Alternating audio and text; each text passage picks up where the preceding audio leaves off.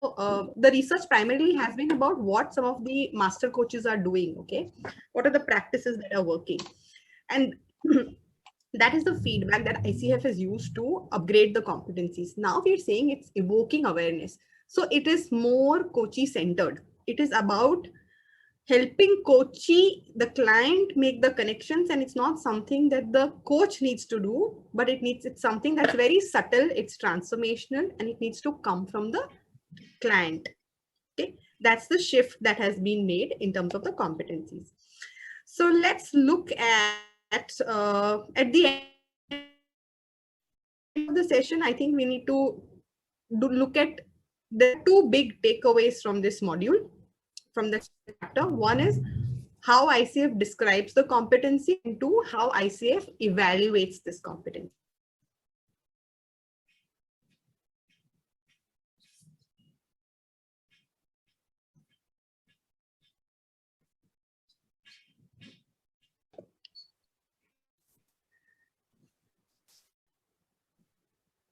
I'm sorry, folks, I have a little bit of something going on with my connectivity. Where did you all miss me? One is practicing it, second is the ICF evaluating us on it. Yes, two parts to our takeaway today. The first part is the descriptor, what does the competency mean, and two, how does ICF evaluate it. So the definition says that facilitating client insight and learning by using various tools. What are the tools which are available to us? Questioning, silence, metaphors, and analogy. Can we see the PPT, please?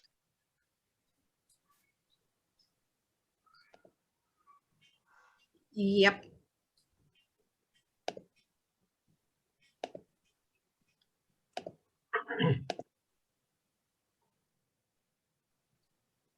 Can you see it now?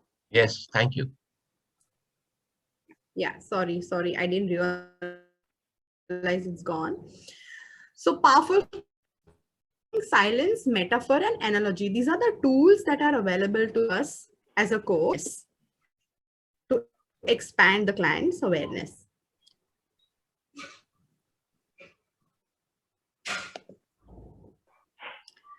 Let us look at the descriptor. Okay. Nikunj, this side.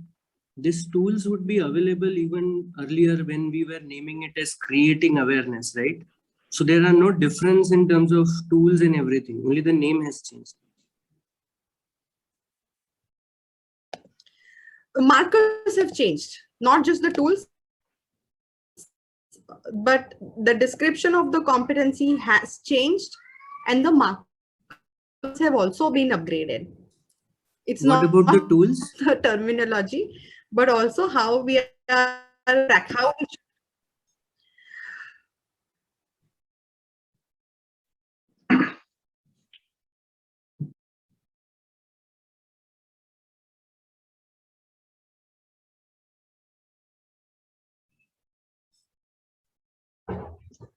Hello, not able to hear you anything. Looks like the connection is too bad. Nothing is audible. Okay. Can you hear me now? Am I audible? Yes.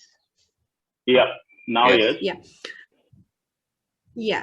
Okay. So the question around, have the tools changed? So give me an example. What do you mean by tools? Tools, like you said, that powerful questioning, silence, and metaphor, these are the three tools available for evoking awareness. So these tools were available earlier also. These were available earlier as well. These were available. These are changed. what we can explore in terms of tools, that has not changed. Tools can also have a reference when we are coaching. Tools can also mean whether we are using a psychometric, whether we are, using a reframing, our technique of, and the techniques and the styles that we bring in. That is up to the client, up to the coach to choose. Okay. Now, what the competency is saying is, please take into consideration the client's previous experience when deciding what is the most useful. So this has two implications. Okay, one, of course, in the tool, whether you're asking a question or you're bringing in a specific tool, etc. Yes, but also the line of questioning, the direction that the conversation is taking, the choices that you're offering to the client, whether you are challenging the client, whether you are empathizing at the moment, must be decided based on what is the client experience been, what has the client shared, deciding what could be the most useful. So essentially, what ICF is saying is the coach must flex. It shouldn't be that I come into a coaching session with, oh, this is my style and this is how I will choose. So I will only ask questions, or I will only offer my metaphors. No, decide based on what the client's experience has been. The second descriptor talks about challenging the client as a way to evoke awareness or insight. How can we challenge the client? What are some of the ways in which we may challenge the client? Powerful question. By asking questions. By asking specifically questions around the insight that they're bringing in. So for example, if a client tells you that, I know this requires being very creative, but I'm not a creative person.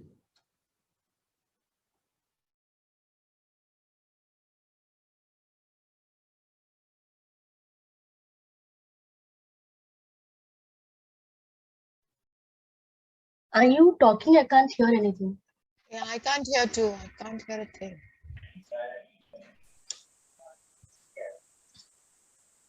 Yeah, nothing. It's very difficult to hear.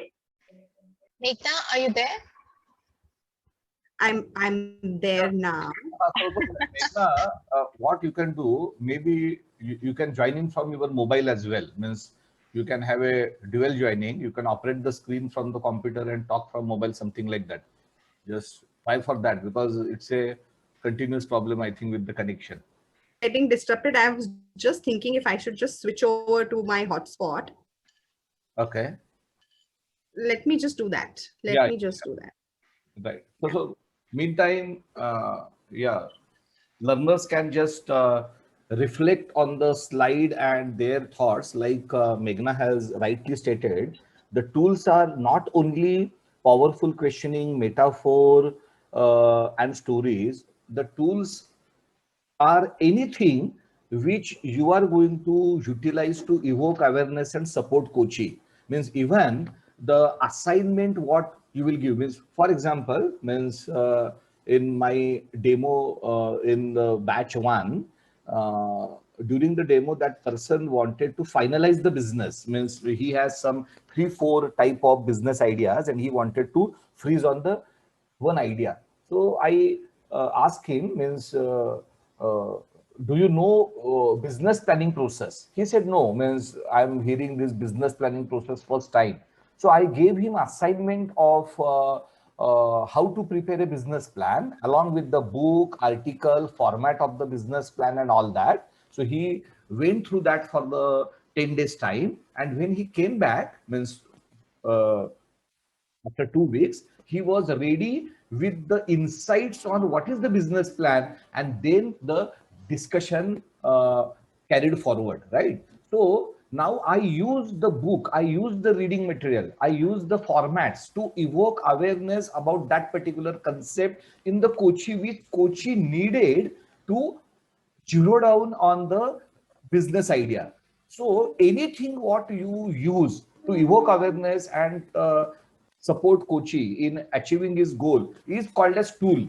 So it is not limited only to the questioning, right? It can be anything. You can be creative, you can be innovative, and anyway, at the end of this particular program, you will definitely have your toolkit, right? So your toolkit will have psychometric tests, your toolkit will have questionnaires, your toolkit will have insights on variety of the applications like NLP, emotional intelligence, positive psychology, transaction analysis, because you will not be expert in that. Means I'm not saying that this program will make you expert in EI, NLP, and positive psychology, but you will have some kind of insights into them so that you will understand, okay, so right now, should I apply this emotional intelligence tool or the NLP technique? And of course, we will encourage you to go through the coach study guide, read more on emotional intelligence and NLP, so that your toolkit will expand. So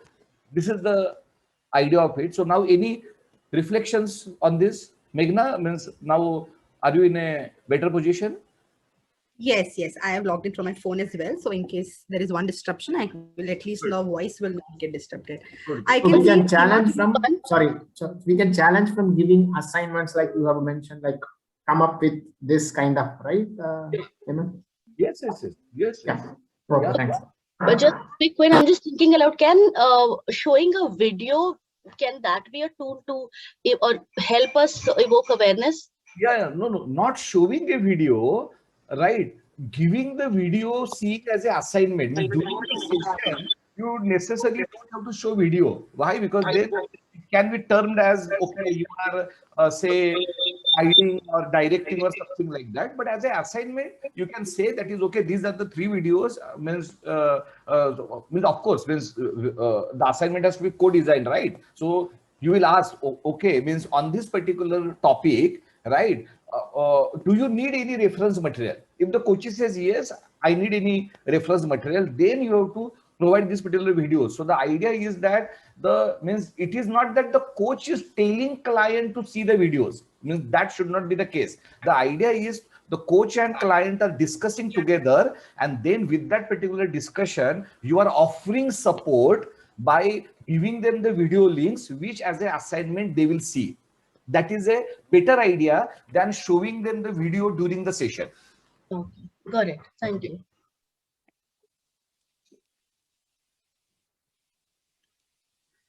Meghna, are you there? All right. Yeah. The third yes, I'm there. Yeah. The third description talks about asking questions about their way of thinking, about values, their needs, wants, and beliefs itself. So when you experience that a client is, stuck somewhere, So one Could you device you have to reduce go the mute. volume of one of your devices so that it doesn't echo?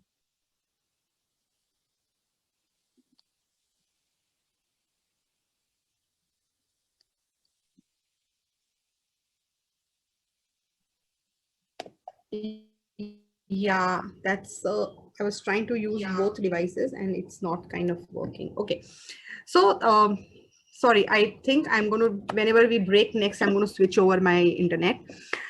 But the questions that we ask about when you notice that the client is getting stuck somewhere, right? And things like values, needs, wants, beliefs are very deep. We know from the iceberg model, etc., that they're very intrinsic to the client's personality. So invariably, if client feels that there is a conflict in my value, okay, in my fundamental beliefs, client is going to come to a point where they'll face a dilemma or a conflict. In order to move them beyond that dilemma, you have to take them deeper. So this is where some transformational thinking and asking questions need to happen, where you need to allow. So for example, a client will tell you that, yeah, I know that this, my enhancing my performance is going to get me this incentives, it'll probably get me a promotion and so on and so forth. But you know what? I am not a person who's motivated by financial rewards. It's not working for me. The client's stated objective is to work on their performance, but the fundamental reward that they are seeing is, okay, it's about getting an incentive or a promotion. That doesn't motivate me. So when you want to move them towards what will help you improve your performance, how will you take things forward, what are some of the relevant actions and so on, you'll have to first stop to do a little deeper exploration and awareness around where is that conflict coming from? Why do they believe that Okay, fine, I'm not motivated by financial rewards, that's okay. But where is the conflict? If that's not a motivator, I understand. Why is it standing in the way of performance? Okay, so you have to do a little delicate questioning around where the conflict is coming from, which value of this or which need of theirs is holding them back. Make sense? Is there any tool to make client understand his values and what are the topmost priority values for him?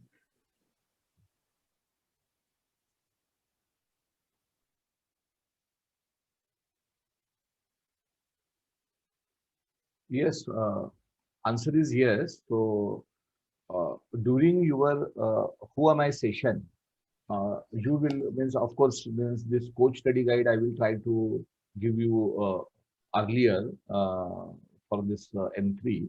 So the M3 has Who Am I, and it is all about your own discovery, which wherein you are going to get many tools of identifying your strengths, identifying your values, identifying your life purpose, and variety of the things. And these tests you can use on your client as well, because these are all free test links, right? So we have already shortlisted one of the best test links in the world, and they are already part of the coach study guide as a tool what you can use also in your coaching practice. Clear, Nikunj? Right, sir. Thank you, sir. Thank you. Yeah.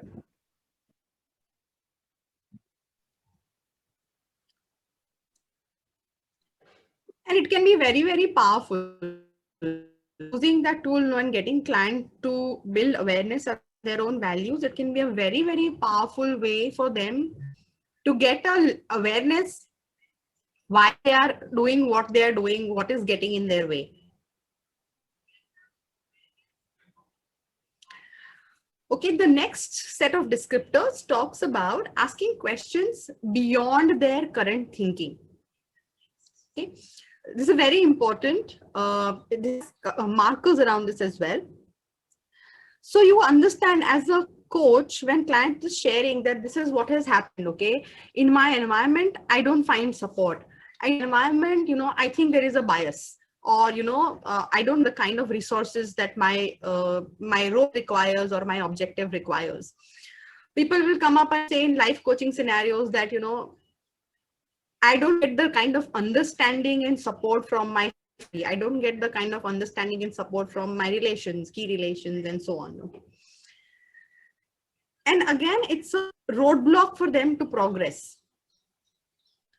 The questions that we need to help them explore at such a stage would be beyond their current thinking. What is going on? Where is that coming from? What would they be able to influence? What is in their circle of control? What are some of the help them shift beyond the current situation, even if they're bringing in other stakeholders into the equation? Where are those stakeholders coming from? Okay. Inviting the client to share more about their experience in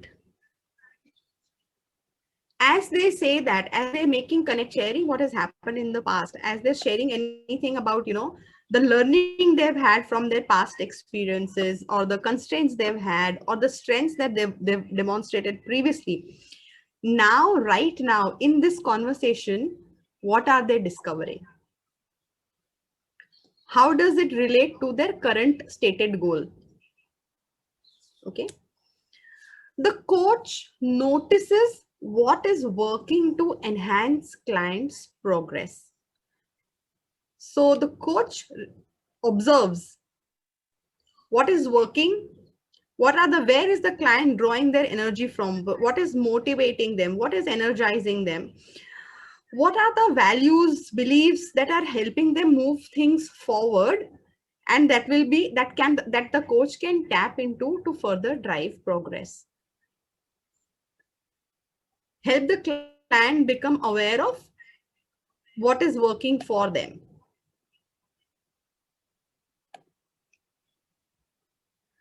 Further, the adjusting the coaching approach in response to the needs of the client. So a coach is never so fixed in the process or so fixed in their own style. The coach is flexible.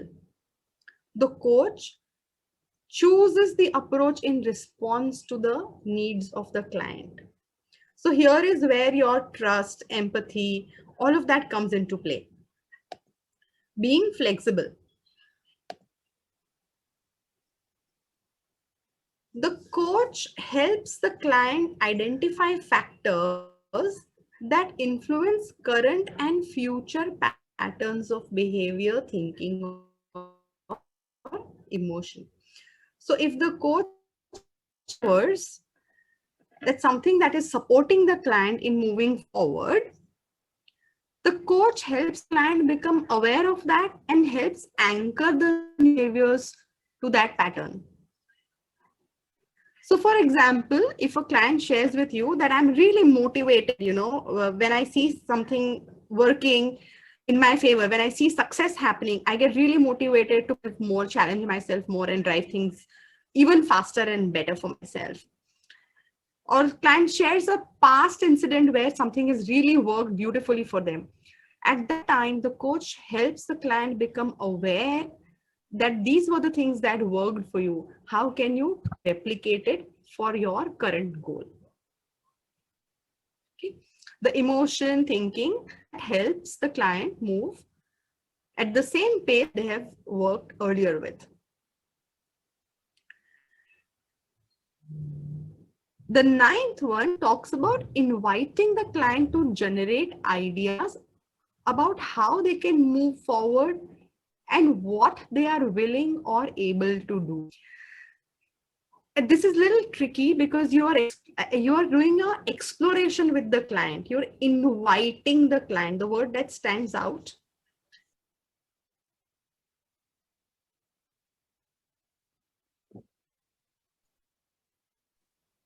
Recording in progress.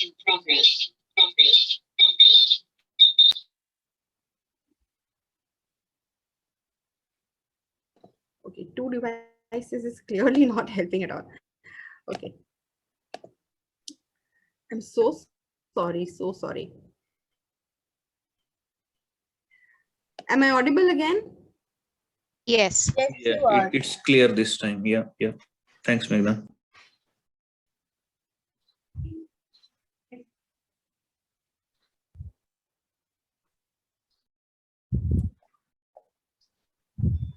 Yeah. So inviting the client to explore ideas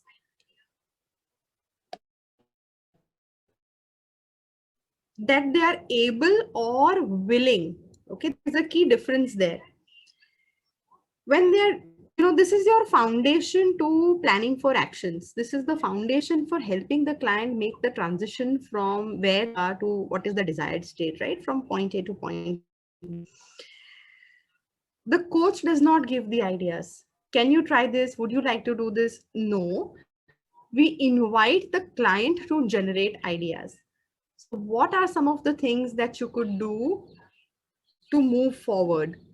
What are they willing to do and what are they able to do? There's a little difference there, and some of it may involve us challenging the client, stretching the client to spread themselves a little thin, to extend, to take on something that they are not entirely comfortable doing, but the coach will still explore.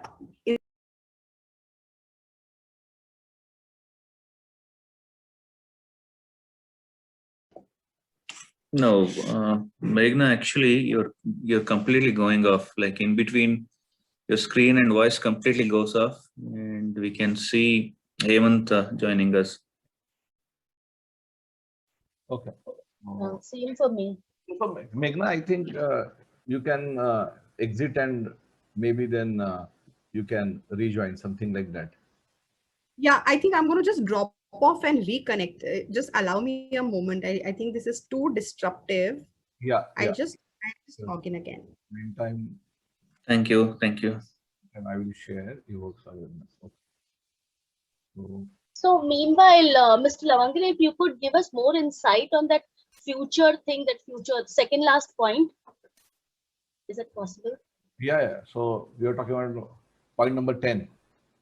Yeah, where it, where it said along with the current, the future, yeah, 8. Okay, okay, wait. Yeah. So we'll just okay. Helps the client to identify factors that influence current and future patterns of behavior, thinking, and emotion. Right. So see this is a real value addition from a coach. The evoking awareness is a stage where coach actually adds value.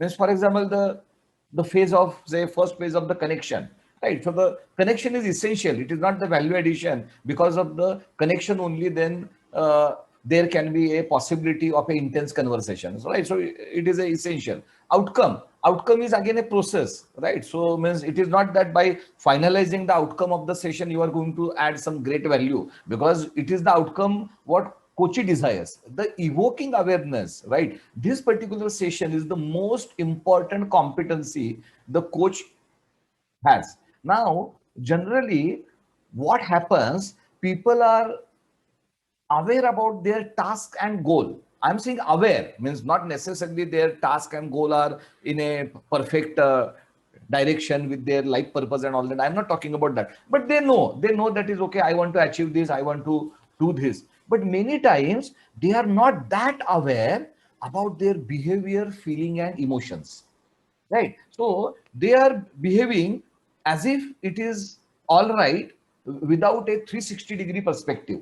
So during the evoking awareness, what coach necessarily does, coach necessarily conducts or creates an environment wherein that particular 360-degree awareness uh, is generated, right? So it can be through the behavioral intelligence test. It can be through the application of the Zohari window, where the client seeks feedback, or client goes for the self, say, means give information about himself or herself, right? So all these are the tools what the coach utilizes so that the client gets more awareness about their own behavior, thinking, and emotion. Again, there are variety of the NLP tools, right? Meta model, Milton model, right? Meta programs. So once you discuss this with the clients, okay, means, for example, whenever there is any say discussion on a new project, uh, do you think from the larger or a global perspective, or do you go into each and every detail?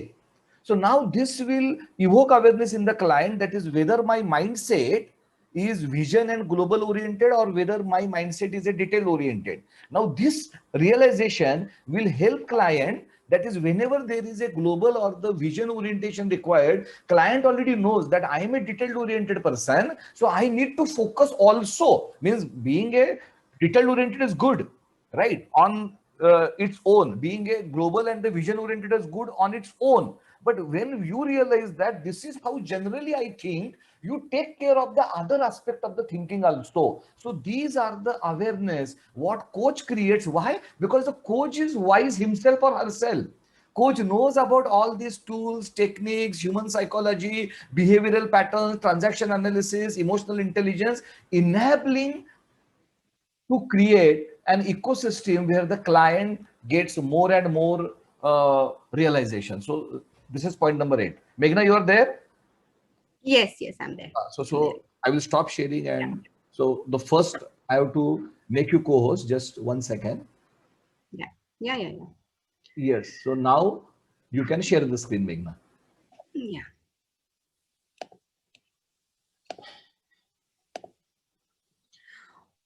Also, please be aware that evoking awareness is happening along the other competencies that you are practicing at any point in time. So in order to even evoke awareness, you have still done your trust and safety. You're still practicing empathy.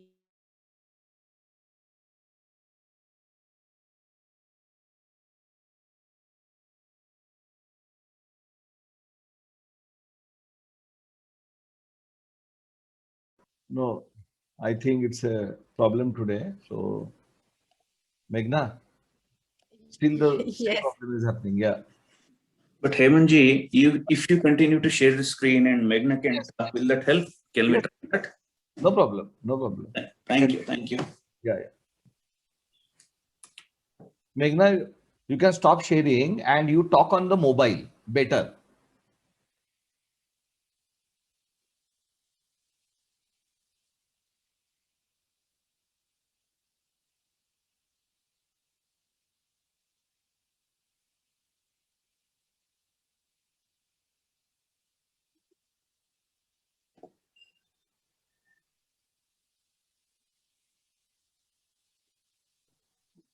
Right.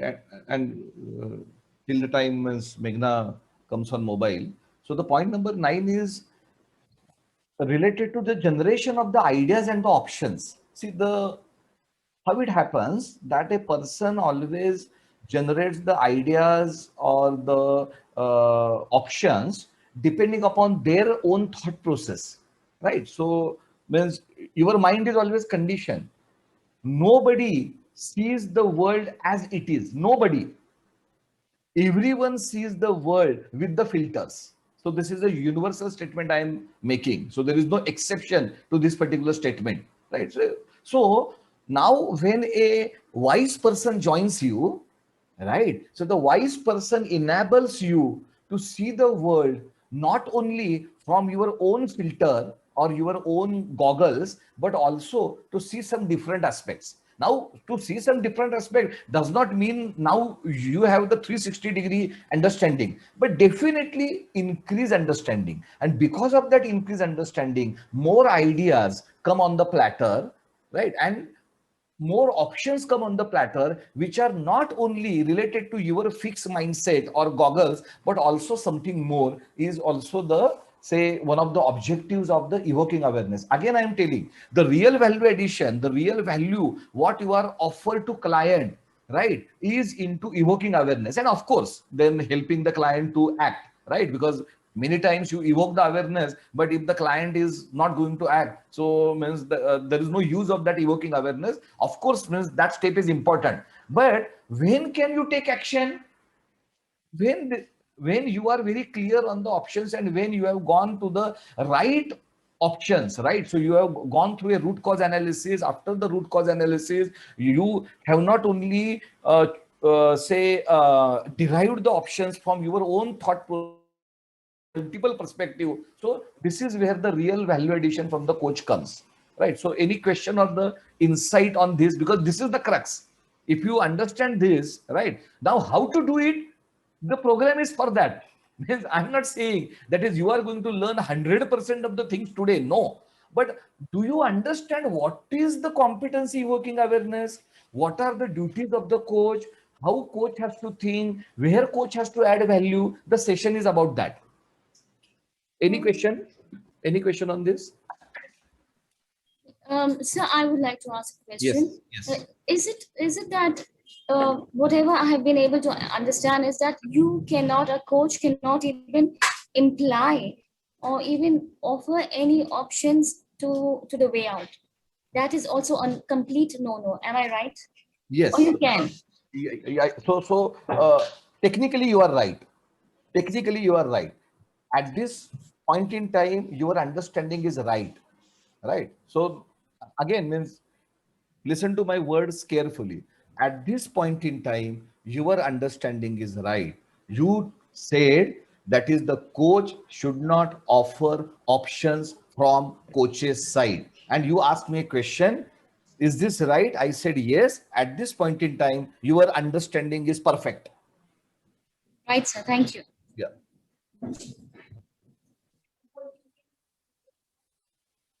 Okay.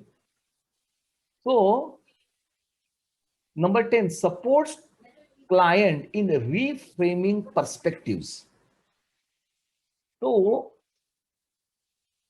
reframing is visiting that particular aspect from the variety of the angles and the reframe, because many times we are conditioned. Means, for example, the client can say, right, this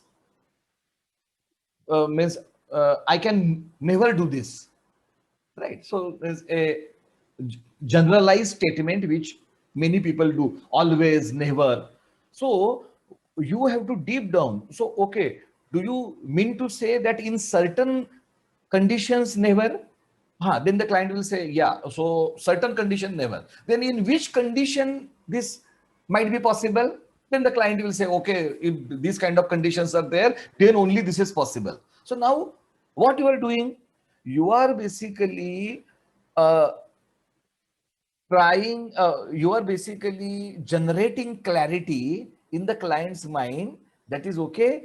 It is not that it is never possible, but it is not possible in these situations and possible in this particular situation. So when you talk like this, when you create this kind of awareness where the client can see from the different perspectives, and this is only possible if you are in the moment, if you are really understanding what client is saying, right? And where your client is generalizing, right? Where your client is deleting the information, right? Means, for example, you say, the client will say to you, means, for example, she do not like me, for example. Now, you will see that the statement is generalized statement. She do not like me.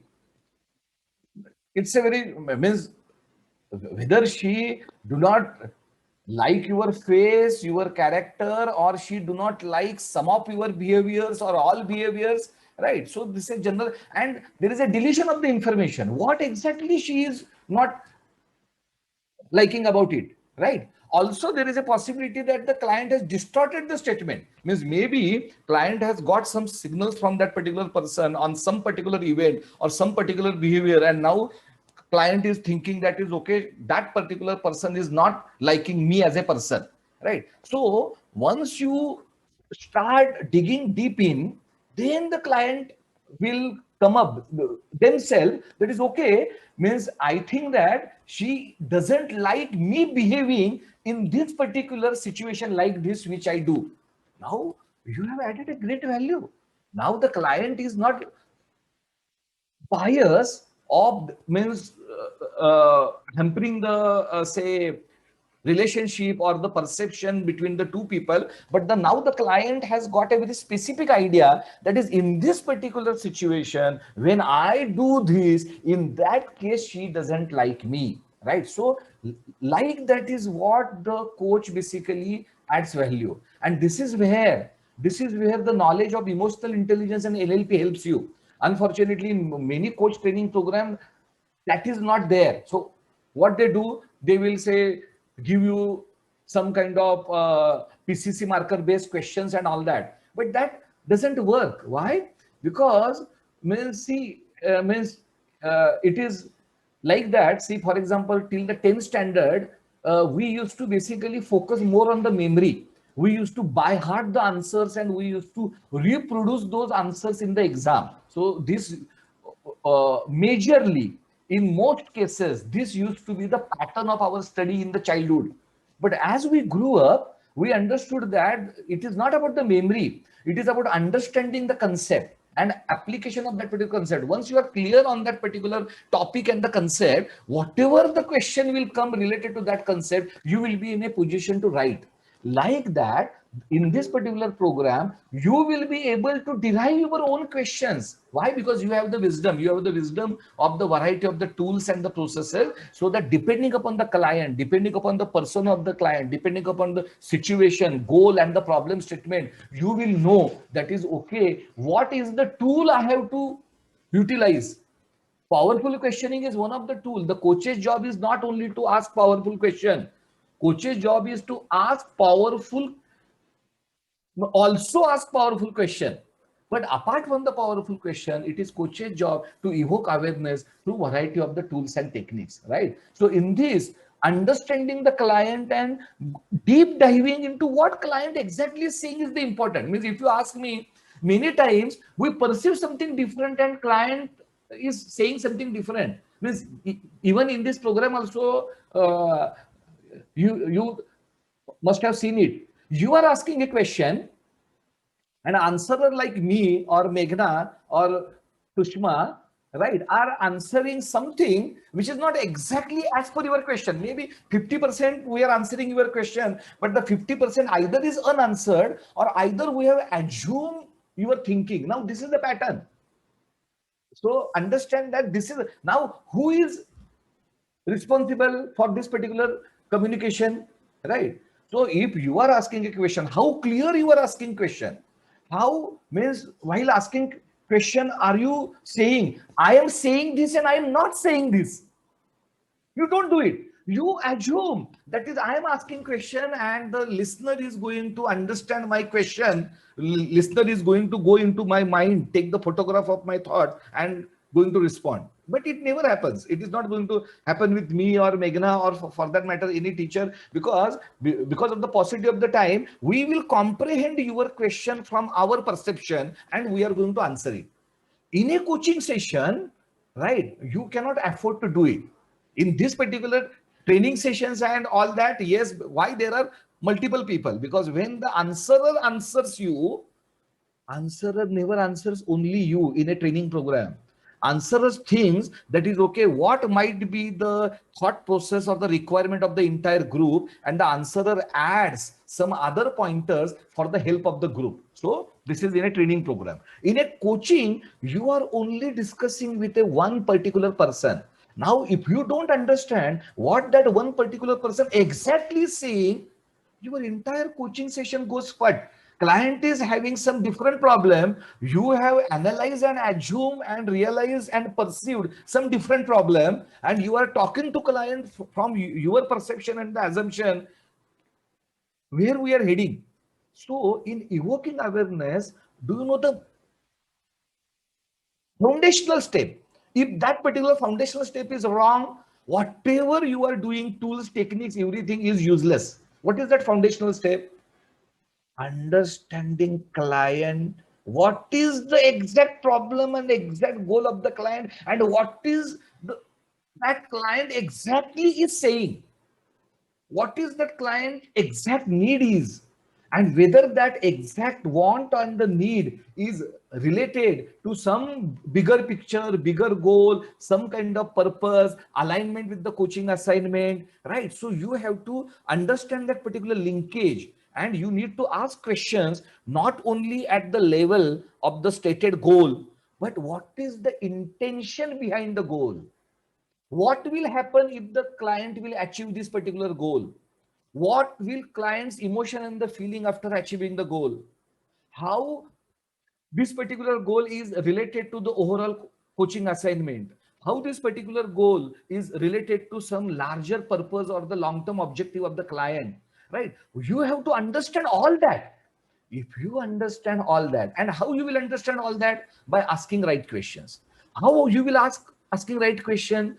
When you will understand that whether the client is generalizing or deleting or distorting the information. So you need to have that particular ear. You need to use your 5 senses to really understand, okay, what is my client saying? Is he saying exactly this? So that is the real inquiry process. This is called as inquiry. So when you will inquire, you will go to the depth of what client is saying. That is the first root cause analysis. Root cause analysis is not only about the problem. So you have to go to the depth of what client is saying by asking right questions, by feeling what client is saying. You have to feel, right? So you have to empathize with the client. You have to, your energy should match with the client. You need to align with the client. If that will happen, and once you know that this is what my client is exactly saying, this is what my client is not saying, this is what my client want to do, this is why my client want to do what client want to do, that the why, the big picture behind my client's want. Once you understand that, then you refinalize the goal. Means at the start of the session, you have agreed on the goal. Now during this particular inquiry, right, so client also means you will evoke awareness in the client, and now the client will say, okay, now I think I will modify, improvise, my goal in most of the cases. In some cases, the goal might remain same. Now, this is what I want to work on. Fantastic. Now you go for root cause analysis.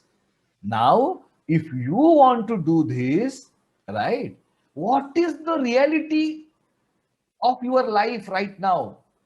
Who is going to support you? Who is going to sabotage you? What is the SWOT analysis? What are the strengths you have which you will utilize in realizing this particular goal? What are the challenges you might face and challenges of the obstacles you might face and how you are going to overcome that? Is this the exact goal or there is something beneath that particular goal? So now you start understanding this, right? So once you are discussing in the reality of the life, support systems, sabotage system, how client is going to do it, right? So is this the only or there is something more to it? Now you are actually evoking awareness, is this particular thing. Now, you cannot give the direct option, but you can share your observation. You can share metaphors and stories. You can say that, okay, so in this particular situation, I remember an event or the incident which has happened in a life of my known person, and you basically narrate that. Okay, means this is a one type, right? So you are not saying that this has happened to me and this is what I have done. Now, if you say that, because although it is a partnership relationship, the coachee always will have the high regards for the coach. Now the coachee will perceive that you are telling the direction because it is my example, right? It is as good as I am manipulating the client to direct that is okay, this is what I have done. So it's a common sense that you also should be doing it. So generally, coach do not give the personal example. The coach will give some other example. So this is one way to support client. In some cases, you can share your observation. Nothing wrong. So you can say that you means I am feeling. So see, understand. Never say the sentences like universal truths, right? So you don't say that this is a fact that you are thinking like that. No, you don't say this. You say, I am feeling that you are getting stuck at this particular point in time, right? So I am feeling that you are not able to think from the 360-degree perspective on this particular aspect. Now you are sharing your observation, right? And this is your feeling. This is not the truth. You are not making a statement that I am right, you are wrong. You are not making a statement that is there is a universal truth that you are doing inadequate. You are just sharing your feeling, your observation, and then you will ask question. What do you think? Right. So again, see, it's a dialogue. Right. It's a dialogue. You are not having an upper hand by claiming, oh, okay, I have observed that you are wrong. Right. You don't say that. You share your feeling, right? You share your say metaphor, you share your story and ask client that is okay, what do you feel? So I'm feeling this about this particular situation. I'm feeling that there can be obstacle like this. Now you are just sharing your observation. I am feeling that there can be an additional obstacle like this. What do you think? That okay means is this obstacle possibility is there in achievement of this particular goal? If the client says yes, I think that there is a. If the client says no, so in this particular case, okay, then you go ahead. You don't push. No. You are saying no, but there is some problem. So your idea is to basically maneuver the process. Your idea is to give that particular, say, observations, allowing client to also think in that direction. Not only think in that direction, also, if the client is not considering something and you are giving some metaphor or the story or the observation, so you will enable client to also think in that particular direction. Again, it is the client choice. That is whether client want to pursue that direction, whether the client is accepting that direction or not, right? And then at the end, especially our program is not only designed to solve the problem or to achieve the goal. So means in ICF parlance, they say that the achievement of the goal or the solution of the problem is, say, PCC level thing, and the transformation of a individual, right, is a MCC level of thing, right? So of course we don't believe in that. We believe that any coaching is for a transformation. The coaching do not give fish, the coaching teaches you how to fish. So the coaching must result into learning and development of a client, must. There is no other option, right? So at the end of the coaching, right, means each session the client has to tell you their learnings from this particular session, and their learnings should enable them to grow as an individual, to grow as a professional, right? So this is the goal of the coaching. Each session as well as during the entire assignment, there has to be the growth, and this is why people will pay you more, right? If you are only solving the problem, right, then means it is like a doctor. Means you are having a fever, you go to the doctor will give you the tablet. Maybe doctor will charge you some 200, 300, 500 rupees to the max. 500 rupees also may not be the case for a fever like issue, and then you will take the tablets and you will get all right, right? But if you join a medical program and they are teaching you some kind of yoga or Ayurveda or something like that, which will remove the problem from the root, then of course you are going to spend in thousands and thousands, right? So the same applies in coaching. Why people pay more to the coach? Because of the value addition from the coaching process, the transformation as an individual, what coaching enables, right? So always you have to focus on the learning and development. So this is what I wanted to convey. So the Meghna, are things better? I hope so. I just switched my connections. Let's see. Okay, so let us see this video. I am playing this particular video. Yeah. Wait.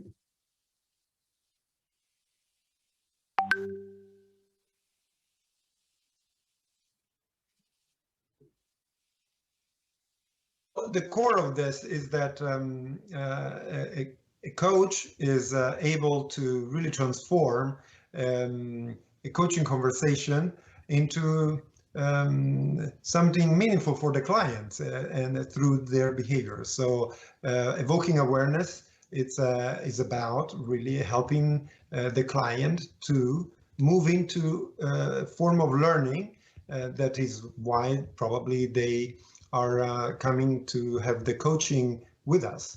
So it's about learning for themselves, or is about learning about their situation they're presenting, or about the outcome that they are looking to, to achieve for either the session or the whole coaching program. So let's look back at the previous core competencies and see how the updated core competencies fit together with those. The connection between this competency 7, evoke awareness, and the past one is quite simple. The 3 competencies of powerful questioning, evoke direct communication, and creating awareness have been somehow blended into a new competency that now we call evoke awareness, and is competency number 7. So both the definition and the sub-competencies of the new competency 7 will have pieces, elements, components that may connect the readers to either of those 3 previous competencies that, just to mention them again, are powerful questioning, creating awareness, and direct communication, as they were called. So as a mentor coach, you get to watch a lot of coaches coaching. So why don't you give us some examples, or tell us about when you see a coach that's really mastered this, what does that look like to you? So there are a number of behaviors that we are looking at when we are in these competency areas, and one is asking questions, one is communication, and one is for example, using silence. And so I can speak to the three of them just to give some examples. And for example, in powerful questioning, what used to be a powerful questioning now is about really asking questions that allow the client to go beyond the current story and to think and imagine about themselves, the situation, and or their outcome in ways that have probably not thought of before. And the way normally we can see that this is happening is because the client takes a moment before they give an answer, and they really go into a deeper process in terms of articulating for themselves, or in terms of processing their thoughts, their feelings, etc. And so when a question is of that nature that really is evoking awareness, we see that the client is allowed to go into something deeper. And so when the coach shares observations or thoughts, perspectives themselves, they do it without attachment. And it's very important that this, the sharing is done in this fashion without attachment to really be in this competency area. But there must be a third component to it, which is an invitation to the client to really respond in any way the client wants, so that really the coach is making it clear that the coach is offering something for the client's forward movement, and it's for the client then to decide how to really use that communication from the coach. So that is the second behavior. So the third behavior that I mentioned is silence, and how well the coach is, or how comfortable, I should say, is the coach with silence. That means essentially allowing the client to talk until they are done, which is another way to say to hold in the space for them to really process all the thoughts, all their feelings and emotions that are going through, and to really get to completion until the coach start talking again. And these are three behaviors that really demonstrate competency in this competency area. Now, as we move toward mastery, you would see a different degree of these behaviors and presence of them. And in particular, it's the quality of the questions, the evocative questions, or how much really is the client talking vis-a-vis the coach talking, or the depth of the observations from the coach with the attached components of non-attachment and of invitation to respond. So those behaviors are indicative of the level of the coaching, and while their presence are all three levels, ACC, PCC, or MCC, you would expect, for example, at MCC level to have even more space for the client to have even more voice than the coach, or the quality of evocative questions is even bigger at MCC level, and applicable to a variety of applications. Well, thank you for breaking out those different levels. But now let's go into what does it look like when someone is struggling with this core competency? Sure. So, for example, when someone is struggling with this, is when a coach is interrupting the client frequently, almost being impatient to speak.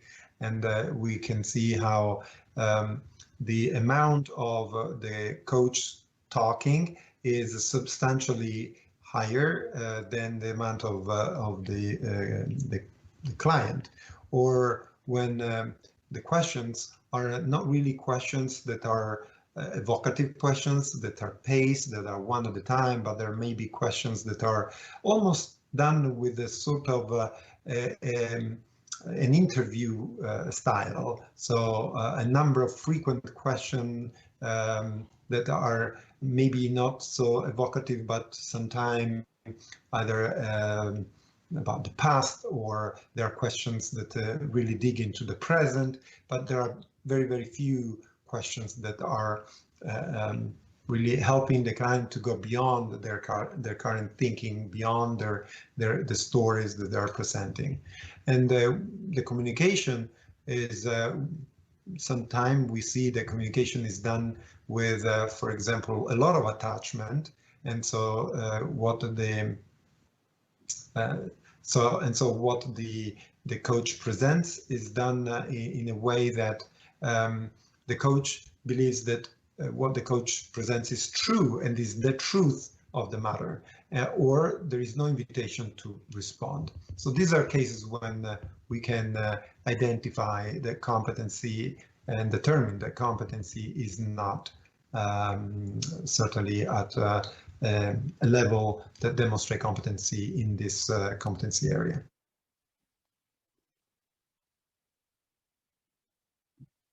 Yes, so with this, we will have the reflection for the few minutes on whatever he has said.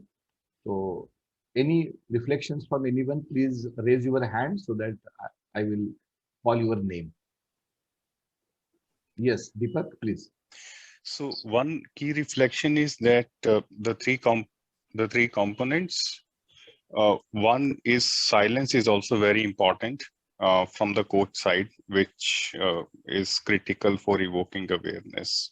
And silence can also let coachee think different perspectives. Agree? Yes, perfect. So just means to, yeah, so I will come to you. So just a thing what I practice, that is, for example, if you have asked any question and the client has responded to that particular question, but you have a feel that is okay, there might be, not, you are not sure, but you have a feel that there might be something more to it, and maybe the client has not answered fully, then you just take a pause.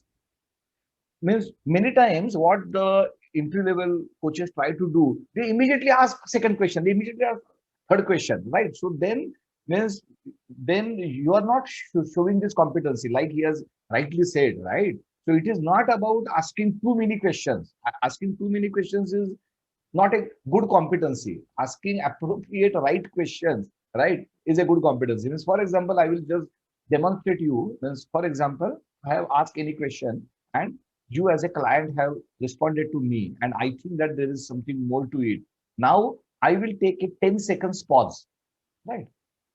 So now I am starting this particular 10-second pause. I think I have already done this with you before, but I want to do it again, right? So just see the 10 seconds pause starting from the now, and you will understand how big it is. Now it is impossible for a client to keep quiet. Client will think, okay, the coach is not responding, I have already answered, means I have to say, this is a natural response of a client to give you more information just because of this client. And now we are starting this counter of the 10 seconds to just realize how big 10 seconds are.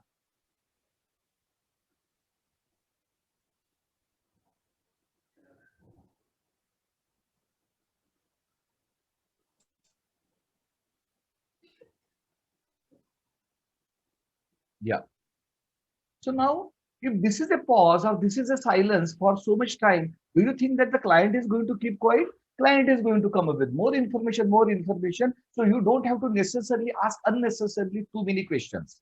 Again, there is a second mistake generally people do. Again, at the entry level, after experience, means of course you don't do it. And when I say the experience means after experience, and with that experience, if you reflect on the experience, only experience is of no value.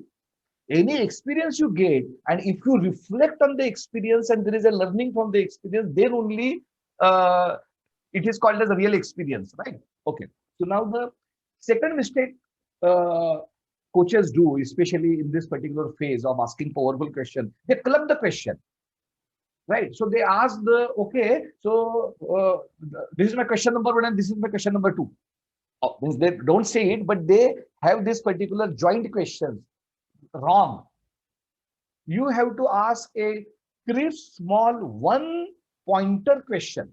And of course, open-ended and all that is common sense.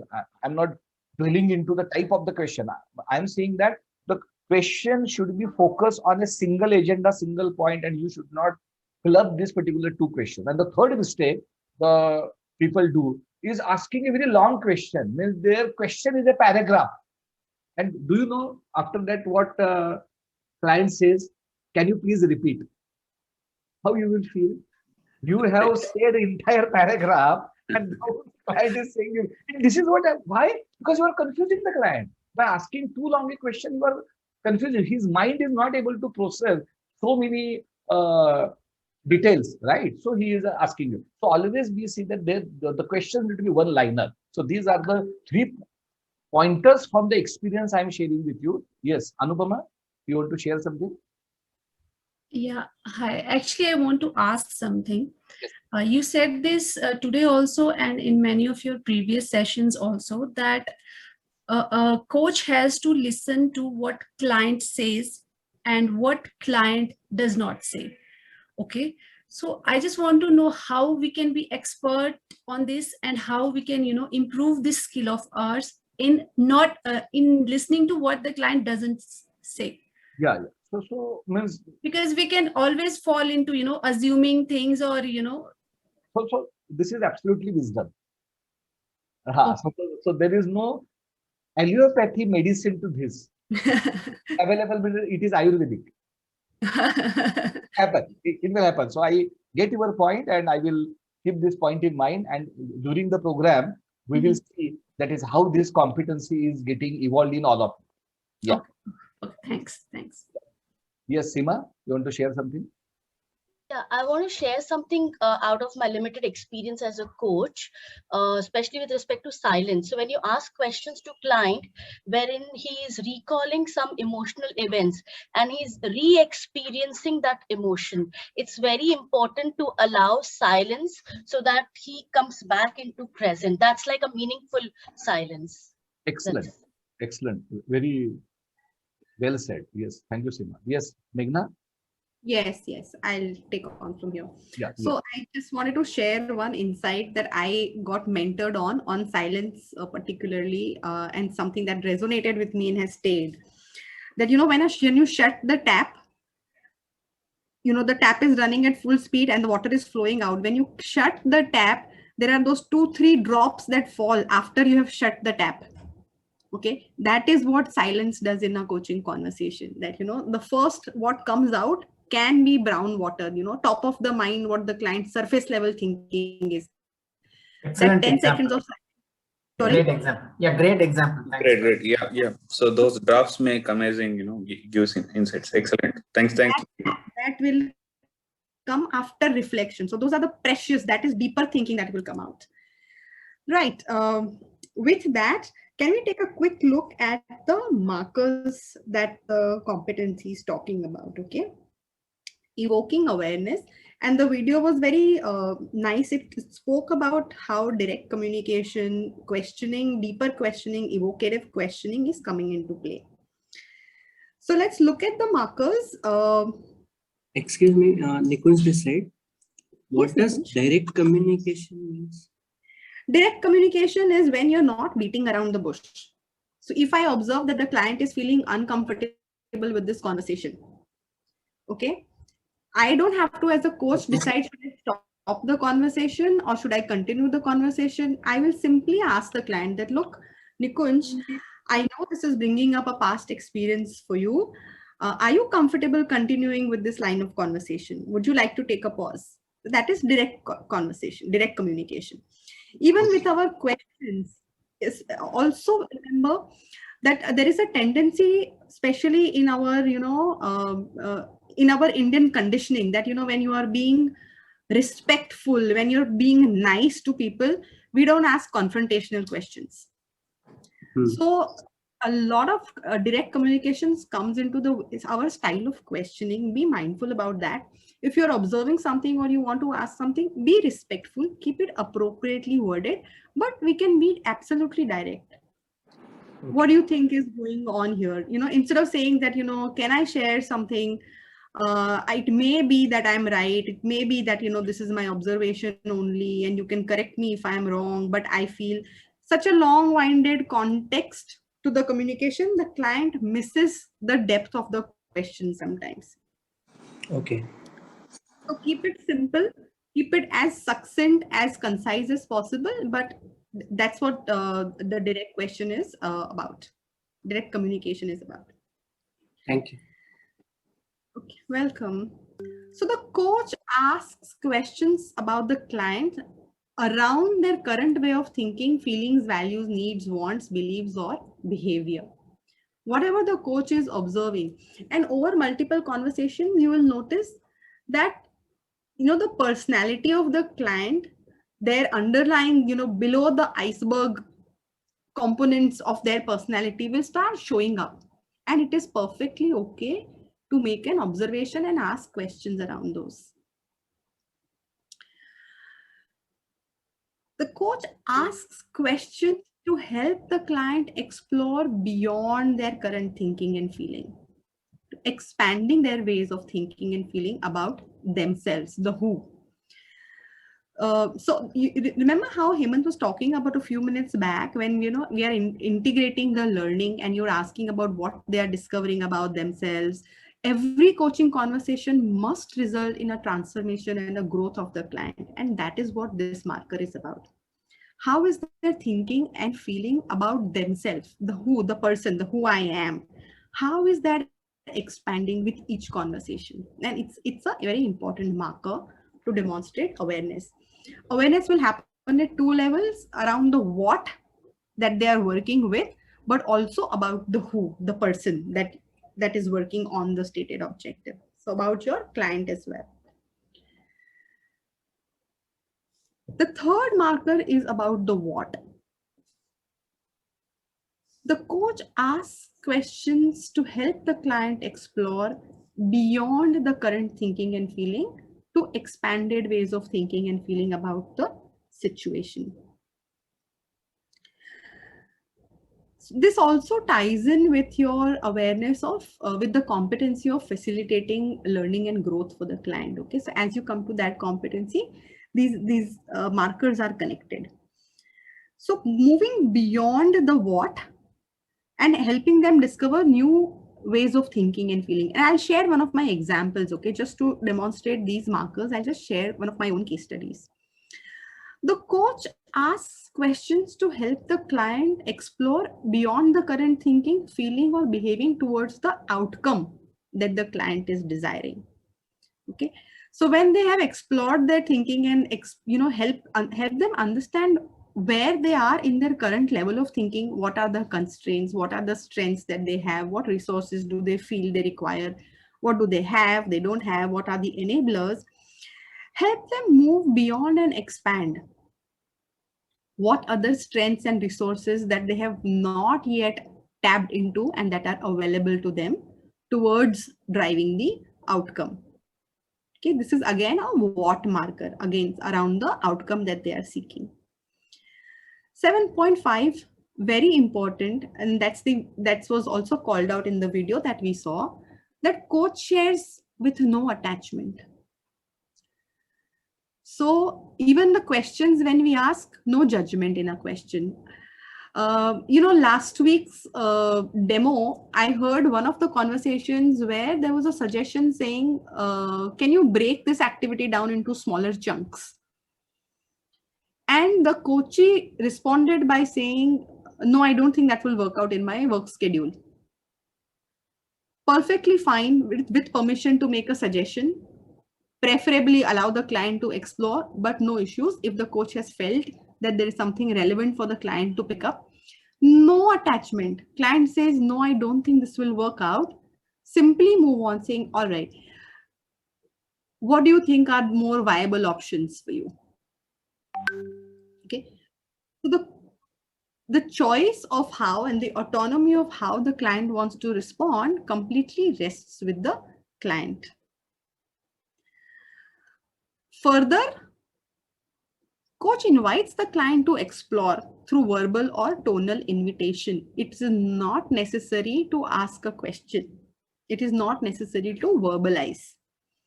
So the marker is saying it's okay. You can simply say and stop.